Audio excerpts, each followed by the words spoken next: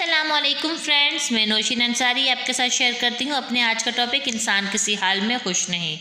میں آپ کے ساتھ اپنے اس ٹاپک کو شیئر کروں اس سے پہلے پلیز آپ میرے چینل کو لائک اینڈ سبسکرائب کر لیجئے گا۔ تو چلیے ہم چلتے ہیں اپنے آج کے ٹاپک کی طرف۔ انسان کسی حال میں خوش نہیں، حاصل زندگی حسرت کے سوا کچھ بھی نہیں، یہ کیا نہیں وہ ہوا نہیں، یہ ملا نہیں وہ رہا نہیں۔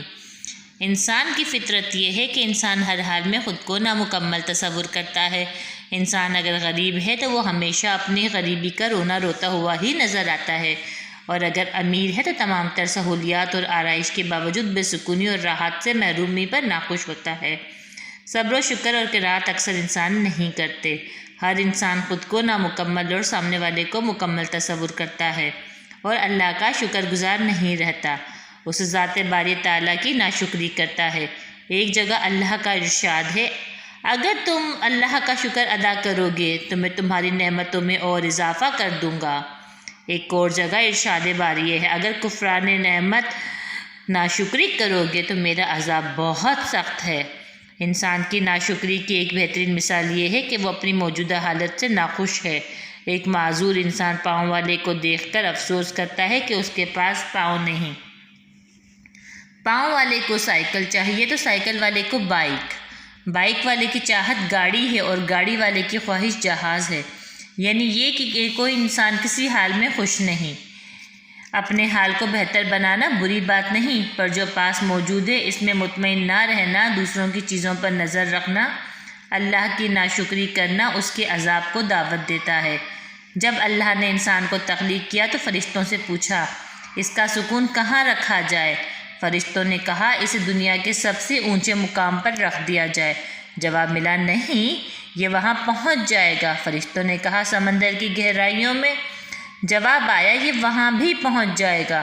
فرشتوں نے پھر کہا، ریگستان کے ذروں میں رکھ دیا جائے۔ جواب ملا، یہ اسے بھی گن لے گا۔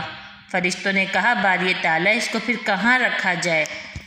جواب آیا، میں اس کا سکون اسی کے اندر رکھ دوں گا، یہ پوری کائنات میں تلاش کرے گا اور جب تھک جائے گا تو اسے کہیں سے آواز آئے گی، اپنے من میں ڈوب کر پا جا سراغ زندگی، تو اگر میرا نہیں بنتا نہ بن، اپنا تو بن۔